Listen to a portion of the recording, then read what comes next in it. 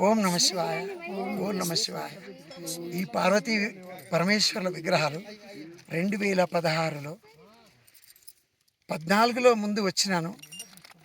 కైలాసానికి వచ్చి స్వామి నాకేం తెలియదు, ఇక్కడ నేను వచ్చిన నీ దగ్గరికి, కానీ నాకేం తెలియకుండా వచ్చినా మళ్ళా వస్తా, ఆగ్నేయి తండ్రి.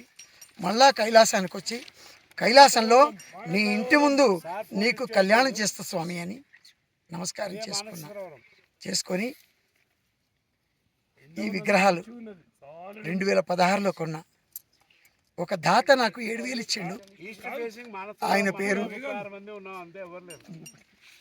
పేరు సదానంద్ గౌడ్. ఆయన ఒక 7,000 ఇచ్చినాడు. ఆ 7,000 ఇస్తే అందులో ఇంకా డబ్బులు కలిపి తంజావూరు నుంచి ఈ విగ్రహాలు తెప్పించి కైలాసానికి తెచ్చి ఇక్కడ అభిషేకం చేసిన, శివపార్వతుల కళ్యాణం చేసిన. ఆ తర్వాత కేదార్నాథ్లో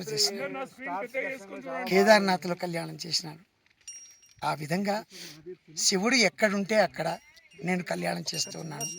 ప్రతి శివరాత్రి ఓంకారేశ్వర్లో, మహాకాళేశ్వర్లో చేశాను. ఇక్కడ కైలాసంలో నేను రావడం ఇది 5వసారి. 4వసారి స్వామికి కళ్యాణము, అభిషేకము, మహాన్యాసపూర్వకంగా రుద్రాభిషేకము, రుద్రహోమము, అన్ని కార్యక్రమాలు ఈ అమ్మవారికి స్వామివారికి చేయించినాను. ఈ అదృష్ట భాగ్యము నాకు కలిగించిన ఆ పరమేశ్వరుడు నాకు ఇటువంటి భాగ్యము ఇంకొక సంవత్సరం కలిగించాలి. ఆ ఒక్క సంవత్సరంలో దాదాపు 35 మందితో నేను వచ్చి ఇక్కడ ఈ పార్వతీ పరమేశ్వరుల కళ్యాణం చేస్తా.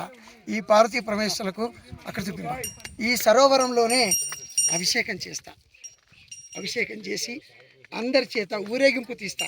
కళ్యాణం చేసి ఊరేగింపు తీస్తా.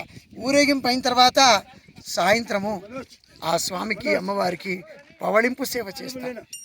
ఇంతటి భాగ్యము ఎన్ని జన్మల పుణ్యం చేస్తే నాకు ఈ పుణ్యం కలిగించినాడు ఆ పరమశివుడు. నాకు మళ్ళా సంవత్సరం ఒక్క ఆజ్ఞ ఇస్తే ఇంతకన్నా ఎక్కువ వైభోగంగా ఇంకా చేస్తా. జనంతో కూడుకొని కళ్యాణం చేస్తా. ఓం నమ శివాయ. ఓం నమ శివాయ. ఓం నమ శివాయ.